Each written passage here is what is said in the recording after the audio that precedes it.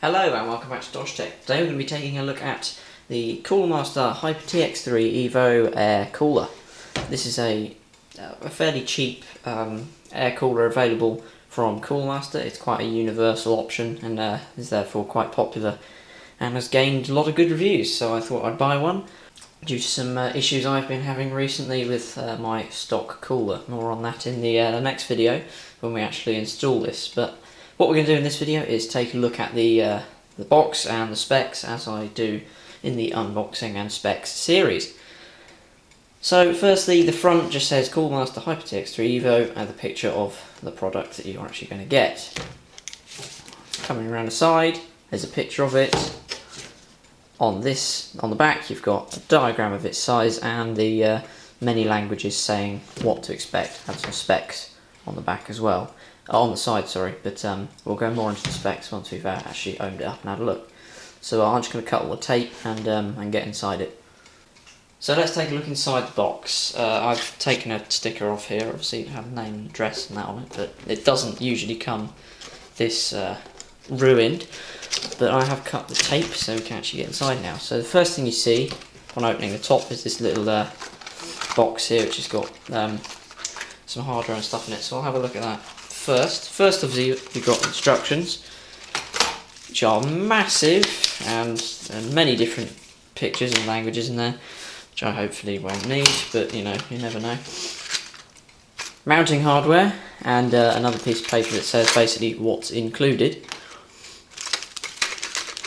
There's a little bag here with, I'm assuming, noise dampening material, a few screws in that for additional fans, which this does. It also includes the brackets for mounting if you wish to put a push-pull on this heatsink, and also obviously the world's smallest tube of thermal paste apparently.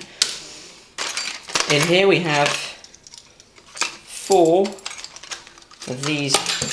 Oh, I didn't need that. Well, we have 4 of the Intel push-pin heatsink mounts.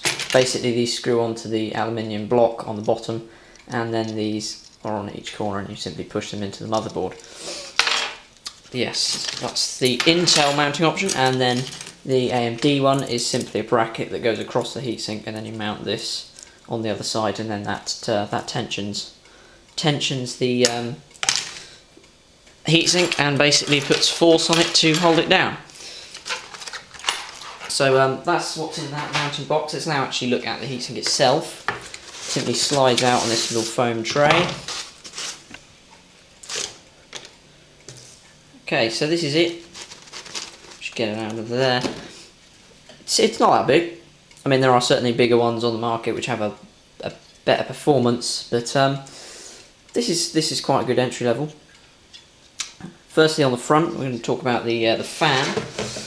This is a 92mm fan, which is obviously a lot bigger than the one on the stock cooler, at least. It's quite quiet. It certainly isn't anywhere near noctua sort of levels, but it's quiet and it offers good performance for obviously the heatsink it's attached to, because they designed it. It has a long life sleeve blaring in it, so obviously 12 volts, 0.15 amps, 1.8 watts, but obviously this doesn't really matter because you're just going to plug it into your motherboard. And that is done via the 4-pin PWM connector here, which means of course you can control the speed via PWM, which basically is just the best way of doing things these days. It has a speed of 800 to 2200 RPM, so it's certainly a lot quieter than the 7000 RPM of my stock heatsink. And that was indeed correct, 7000 RPM, which is a tad ridiculous, hence I'm upgrading to something a lot quieter. So yeah, as you see here, it's basically has a groove on either side here. This means that you can mount a second fan on the other side for push-pull. So you can pull it in there and then push it out the other side. which is what those brackets are for, which is quite a convenient design. It has 3 heat pipes that go right from the top through the bottom, direct contact with the CPU. They're not actually, the block only holds them in place, these actually touch the CPU directly, so you've got the maximum conductivity you can possibly get there, and then that obviously goes back up to the top here. So there's 3 heat pipes. There are bigger ones, of course, with bigger fans, but this is a pretty good price to performance ratio, and of course it's quite universal and it fits a lot of sockets, especially when you're running an older CPU like I am. So that's the heatsink itself. Not much more to say about it. The fan delivers up to 43.1 CFM, which is enough for this heatsink, I'm guessing. Other than that, that's about it. Oh, and of course, I keep saying it's universal, because firstly it says that on the box, but you can see why if you look at the amount of sockets it supports. I don't know if that's focused, but basically Intel, it supports LGA 1150, 1156, 1155 and 775. So that 775 of course being Core 2 Duos and Core 2 Quads, which is getting on a bit now. So this is quite useful if you're trying to upgrade something older, or you're trying to overclock or something and you're finding it difficult to find a heatsink that still supports that. And AMD sockets, FM2, FM1, AM3+, AM3 and AM2+, which of course all AMD sockets are exactly the same anyway, so I suppose that's a good thing. So yeah, there we are. That's the Hyper TX3 Evo cooler from Coolermaster and all of the associated hardware. So yes, tune in for my next video where I install this on my motherboard and explain the reason that I'm doing this. And we'll give a bit, hopefully we'll have a look at the performance. Not going to be that scientific of a test, but it'll just be interesting to see.